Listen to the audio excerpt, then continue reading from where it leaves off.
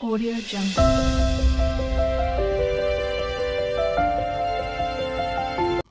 જય હો સનાતન મિત્રો.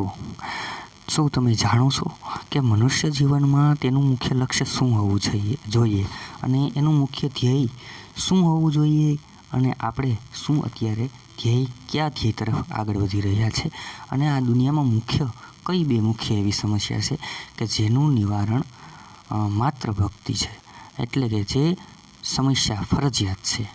તો આ બે સવાલ એવા છે, એનો જવાબ અહીં આપણે મેળવીશું. જો મનુષ્ય જીવનનું મુખ્ય લક્ષ્ય અખંડ આનંદની પ્રાપ્તિ કરવી એ હોવું જોઈએ, પણ એટલે કે સત્યની શોધ, તત્વ જિજ્ઞાસા, હું કોણ છું, હું ક્યાંથી આવ્યો છું, આવા પ્રશ્નો જે અંદરથી આત્મજ્ઞાન થવું એ હોવું જોઈએ. પણ આજનો મનુષ્યની મુખ્ય જે 4 ફરજિયાતની જરૂરિયાત છે, આહાર, નિંદ્રા, ભય અને મૈથુન, એની જરૂરિયાત છે. એને જરૂરિયાતને સંતોષવા માટે મહેનત કરવી જરૂરી છે, પણ એ મુખ્ય ધ્યેય નથી. મનુષ્યનું મુખ્ય ધ્યેય અખંડ આનંદની પ્રાપ્તિ કરવી એ હોવું જોઈએ, એટલે કે આત્માને પરમાત્મા તરફ જોડવો, આપણે આત્મજ્ઞાન કરવું, મેળવવું, એ એનું ધ્યેય હોવું જોઈએ. મનુષ્ય જે કાંઈ દોડધામ કરે છે એ ખાવા માટે, સારી રીતે રહેવા માટે, લક્ઝરિયસ બંગલા માટે, આ 4 મુખ્ય વસ્તુને તેનું ધ્યેય બનાવી લીધું છે.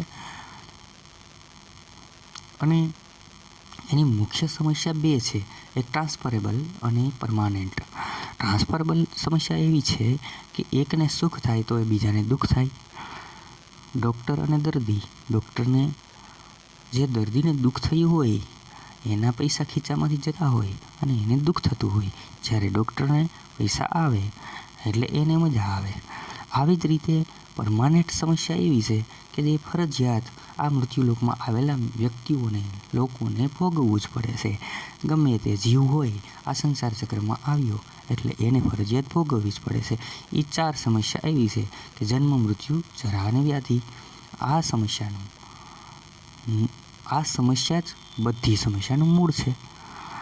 તો જીવનની ઈચ્છાઓને ક્યારેય પણ ઇન્દ્રિય તૃપ્તિ તરફ વાળવી જોઈએ નહીં, અને મનુષ્ય માત્ર તંદુરસ્ત જીવન અથવા તો આત્મસંરક્ષણ ઈચ્છવું જોઈએ, કારણ કે મનુષ્ય પરમ સત્ય વિશે પૂછ્યા કરવા માટે નિમાયેલો છે.